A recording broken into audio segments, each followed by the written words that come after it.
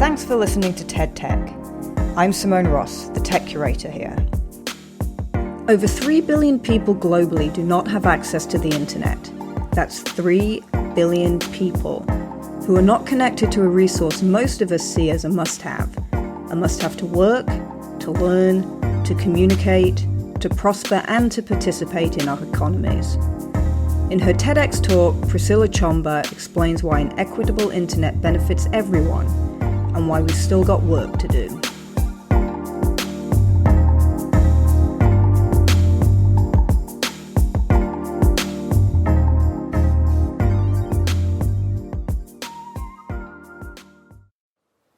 I have a question for you.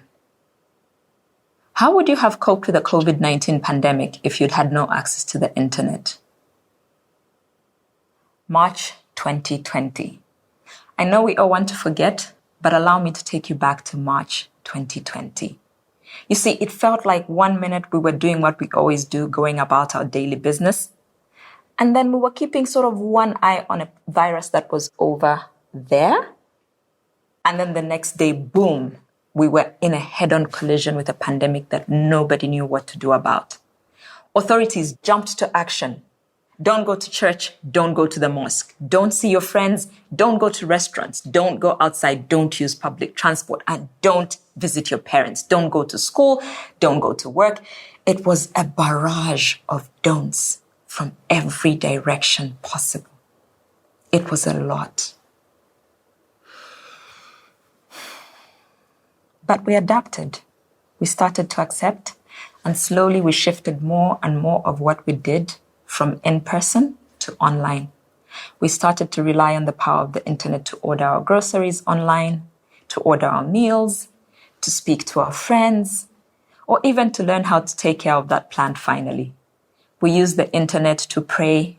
We used it to exercise, to meditate, to speak to our therapists. Organizations, including the one that I work with, shifted to remote working, and I was able to continue working.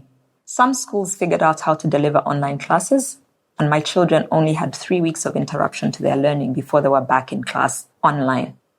Granted, they were in these classes wearing a school shirt and a school tie with pajama bottoms, but I couldn't do anything about it because I was doing pretty much the same thing in my Zoom meetings. Unfortunately, this picture that I've painted was not the same for everyone. It certainly wasn't true for those without access to the internet. The lady who helps us with our chores in the house talked to me about her rising levels of anxiety as she saw more and more of her friends lose their jobs. Her friends who sold in markets, who sold at street corners, they had no customers and therefore no monies because we were all sheltering in place. While she saw my children sitting in their Zoom classes talking to their teachers, her own children had to be taken to the village. Because you see, with all the parents out trying to make some money and no school for the kids to go to, their safety and security was no longer guaranteed. So the village was their only option. In my own home village of Kasama in rural Zambia, a beautiful and brilliant young girl named Chomba faces the exact same fate of not being able to continue her education. Because you see, they don't have access to the internet. And the longer the pandemic rages on, the further and further and further away her dream of becoming a medical doctor go, and the higher her chances become of becoming a teenage mom or getting married off as a teenager. Many of us use the internet for so many things, even if it was just talking to our parents on video calls, and we did so without a second thought to those without internet. Did it ever cross your mind how those without internet, were coping? We live in a digital age where access to the internet is no longer a nice to have, it is a definite must have.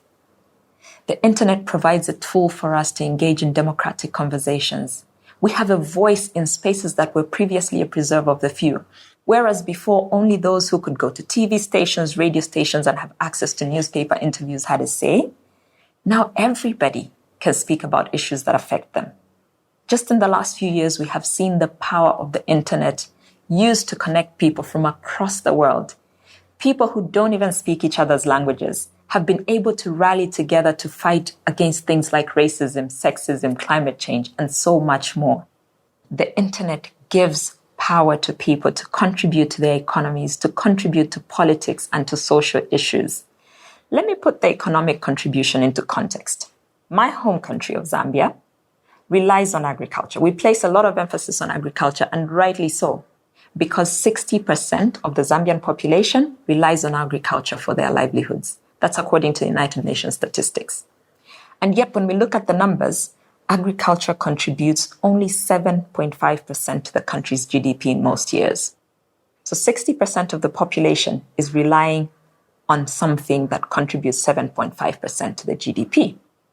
In contrast, data from 2019 showed that one developed nation was able to get 10% of its GDP contribution from the power of the internet, not technology more broadly, the internet. Can you imagine what would happen if more people had access to the internet?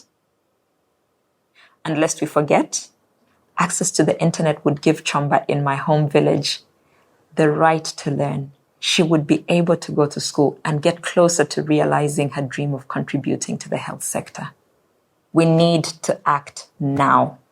We need to actively and collectively ensure that going forward, everyone has access to a free, fair, and feminist internet. We cannot afford to look away simply because we are comfortable and we have access, because we need the contribution of everyone. We need them contributing to the economies of our countries. We need their voices in politics. We need their voices on social issues. Now, I'll be the first to admit that this is not a small task. What I'm proposing, an equitable internet, is a major undertaking, but we have to start somewhere. We need governments and development partners to start to acknowledge that digital rights in a digital era are important to every citizen of their countries. Policies that encourage competition among technology providers, regulation that allows for low-cost energy solutions to penetrate even where it's hard to reach, changes to school curricula to include digital literacy, and free internet to the lowest income citizens. All those are just a starting point. But we also understand that with the world's economy slowing down, most of our governments will not prioritize digital access. Most of them will default to the traditional election winners, those infrastructure projects that are outdated before they're even completed. They will focus on those, and those projects only benefit the middle class and the upper class, leaving the poorer even further behind. But this is where the private sector, nonprofits, and foundations come in. They certainly have the technical skills, the expertise, and the financial resources to ensure that every citizen has access to the internet.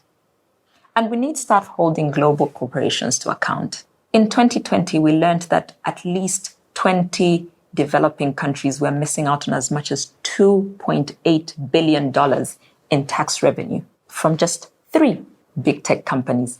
3.